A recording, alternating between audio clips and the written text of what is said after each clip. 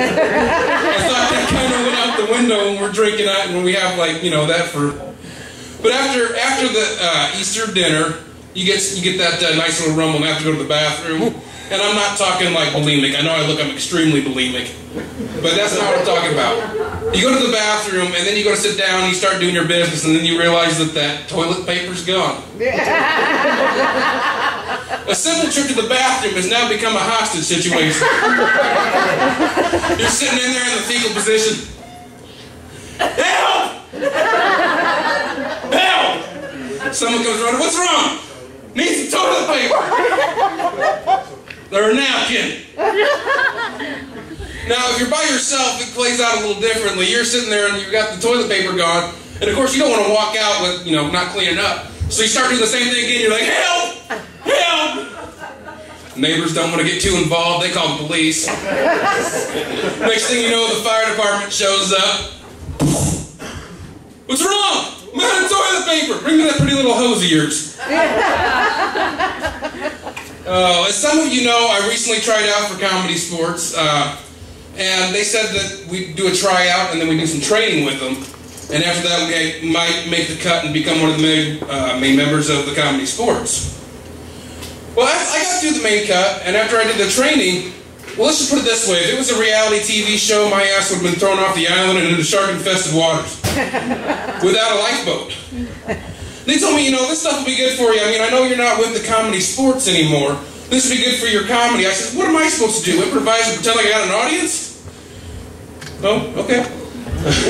I guess it would help, though, for, like, lonely Saturday nights and whatnot. I could pretend like I got a hot girlfriend. Whatever. I went to my chiropractor not too long ago. She's somebody that we kind of know as family. And I was told that if you go to the chiropractor, sometimes they can do other things besides just a snap, crack, and pop treatment. And so I says, you know, is there anything you can do for the carpal tunnel syndrome? And then she starts giving me crap about lonely Saturday nights. Whatever. But reading my Facebook page. Well, anyway, she goes, yes, we can do something like that. She does the snap, crack, and pop treatment. And she goes, you know, I'm trying something new. Do you mind being a guinea pig? I'm like, well, what's it entail? She goes, it'll make your arm feel better. I'm thinking, oh, that's great. She goes, all right. Go to the back room and take off your socks and shoes. I'm thinking, is there anything else you want me to take off? She goes, no, it's not funny. So I get in the back room, I take my socks and shoes off, and she comes in about 5 minutes later. She goes, give me your right arm. So I kind of stick my hand out there, and next thing I know, I feel the stabbing sensation. I said, what are you doing? She goes, it's called acupuncture, relax. I said, how am I supposed to relax with the needle sticking out of my hand? She goes, correction 2. And then she proceeds to put more on my feet and a couple more on my other wrist and then my forehead. And then she leaves the room and says, relax. I says, how am I supposed to relax looking like hell raised? She goes, you'll figure it out. I said, I saw 1,000 Ways to Die. I ain't playing this game. Well, she comes back about what seems like about 45 minutes later. And it actually says it's only like 10. And she starts removing them and then she stops. I said, what are you stopping for? She goes, me being neurotic right now, I said, what's huh? She goes, normally people don't bleed this much. I said, if you had told me before you started, I'd have told you I'm a bleeder. All this modern day healing and stuff like that. I'm wishing things were more simple like they were, you know, back in the day, you know. And I've actually started making some of a list. You know, back in my day, the term sex change was used to describe the money left on the hooker's nightstand. Back in my day, the only way to get rid of your DVD was to make a doctor's appointment. He usually prescribed a paste. Back in my day, the DVD player was a guy sitting right next to you who forgot to put on his condom. Back in my day, a Ford Focus was 5 guys staring at a Mustang, telling each other how good of a car that is. Back in my day, a Prius was the guy that did the baptizing on Sunday. Back in my day, the Xbox was found in your mom and dad's bottom dresser drawer. And you didn't dare get caught looking at that. Back in my day, though, the PlayStation was actually in your shower, and that's where we learned how to use the original iTouch. I enjoyed the hell out of that one. Back in my day, DSL was a sexual term. It stood for, well, the last, I'm going to go with sucking lips. You guys can figure the rest of that out. I got a couple more. Back in my day, stem cell was actually part of a tree leaf. Back in my day, if you had Bluetooth, you were making a call to the dentist first thing Monday morning. All right? Back in my day, a cell phone was used to make that one phone call for bail money. Back in my day, let's see, where am I at? Back in my day, a text message was a letter that went through the post office. The only thing I like, back in my day, GPS stood for gyrating piston shaft, and that was a sexual term. I love the GPS systems nowadays, because it used to be, if you got lost in the back road, you were driving around for a good hour and a half, looking for that guy on a John Deere tractor. And you finally come up to him after that, you've been arguing with your girlfriend, you kind of come up to him and go, "Hi, hey, we're lost, can you get us back to the main road?" And he goes, sure, it's real simple. I'm thinking if it was real simple, jackass, I wouldn't have asked. He says, it's like, sure, it's real simple. What you're going to do is go past where Billy Bob lost his virginity, take a left right there at where Jenny shot that 13-point butt, go about 6 routes past where the barn burned down in 82, take a right, go past where the county moved the boulder in 83, take a left past where the Holstein gave birth, you'd be right there. And then you try to repeat it back to him. At this point, you're going to learn some town history. I said, so I go past where Jenny shot Billy Bob. He goes, no. If you go that way, you're going to go past where the bus driver ran over that sick-eyed cat before he got those 3 kids home. You know, it was almost there before he got that DUI. I love the GPS systems nowadays. They've got like different characters and celebrity voices you can use now. Like they've got Kit from Knight Rider you can put in there, or George Feeney, same guy. Nobody has a clue who that is.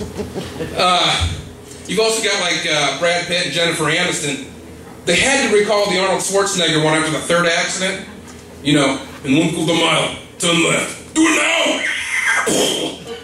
Start the tumor. Recalculating. I tell you what, I've got a friend of mine, I swear this guy is genetically hardwired to desire the undesirable. And he'd call me up and say, hey, have you seen my new girlfriend? I'm like, no, what's she look like? He's like, well, she's got brown hair and big boobs. I'm like, okay. I said, more detail. Oh, she's funny and she's got big boobs. I was like, got that.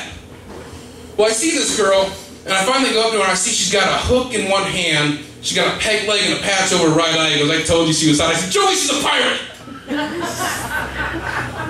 I don't care if you're with somebody that doesn't look that great, that's fine, but don't make them out to be the first runner-up for Miss America. I mean, even though the girl looked like she came from the hog barn, she was a nice girl, I just got to remember not to bring the hog shocker with me. Accidental discharge. Story of my life. Woo! I got this thing I like to call comedic Tourette's. And now Tourette's, I'm not making fun of any mental disorders or anything like that. Tourette's is when somebody has involuntary movements, cannot control maybe their hands or their mouth. Now with comedic Tourette's, I have the ability to control it. I just choose not to.